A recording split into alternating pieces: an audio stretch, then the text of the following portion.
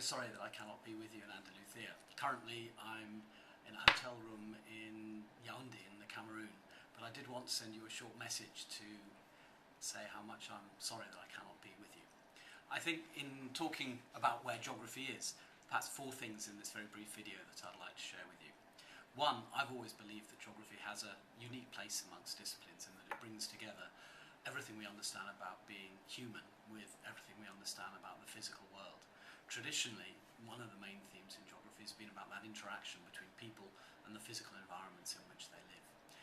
I tend to think that that has often got lost in contemporary geography. We tend to focus on, we're a soil scientist, or we're into some aspect of cultural representation, and that fundamental integration between the physical and the human, and we are physical as well in our human bodies, tends to be lost. So I hope that there's going to be some interaction there, because geographers have a key role to play in some of the most critical areas of concern in the world. Climate change, and that's, for example, at the heart of geography. Sustainability, all these things are critically important, and other disciplines are now just beginning to realise that.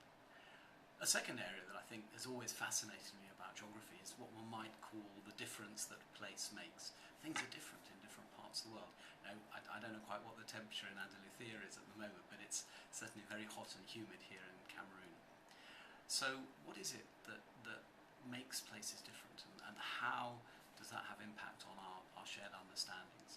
And certainly, as I increasingly have travelled many parts of the world in the last couple of years in my new role, I see these differences as being really, really important, and we need to begin to understand each other much more.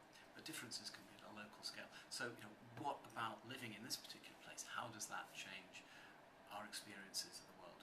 And that's also interesting in an increasingly joined up world where video communication, we can talk to anyone, anytime. So the first one is physical human interaction. Second is this idea of the difference that place makes.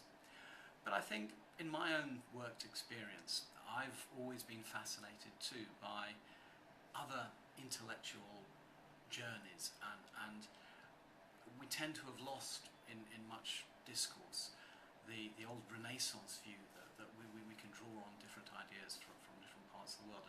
And in my experience, certainly in the UK, there's tended to be an increasing concentration, and an individual academic makes their career in one particular area.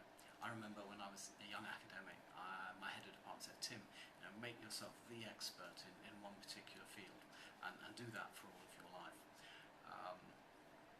I've never done that. I've enjoyed moving from studying the wine industry to rural development in poor parts of the world today, to what we're now working on in terms of information and communication technologies, because you get those fascinating interactions. And that's tied in, I think, with aspects of interdisciplinarity. Geography has always been an inherently interdisciplinary subject in its own right, the physical and the human.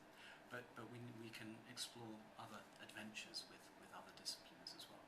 So my third plea, I think, would be give yourselves opportunities to explore the richness and the diversity of intellectual inquiry, not just focusing on one particular area.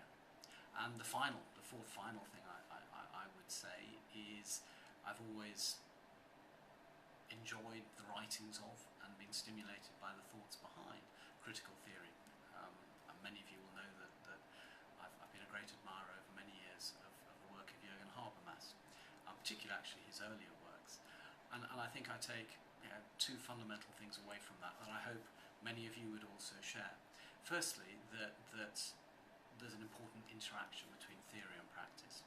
That can be interpreted in lots of different ways, but in my life I've tried to make it that we do brilliant research, but at the same time make sure that we are embedded in the real world of which we're a part. Being an academic is an incredible privilege. We're part of society, set apart from society to understand it.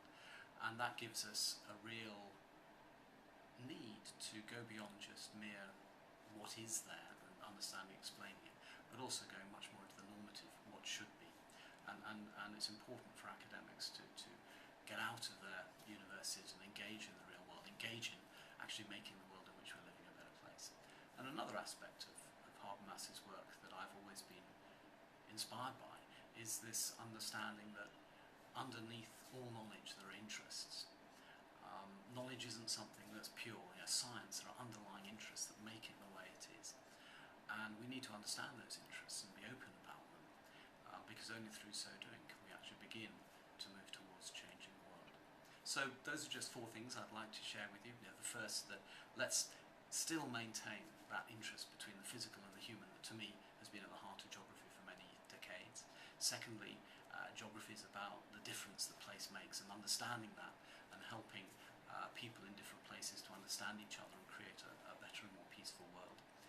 Thirdly, let's not just focus on the tiny areas, but let's regain some of that Renaissance excitement of bringing ideas from different places and in one person having a range of ideas and interests. That isn't easy, but some of us I think still need to do it. And finally, the importance of critical theory in geographical practice, both in terms of theory onto praxis, but also in the underlying interests that knowledge have. Once again, from a hot and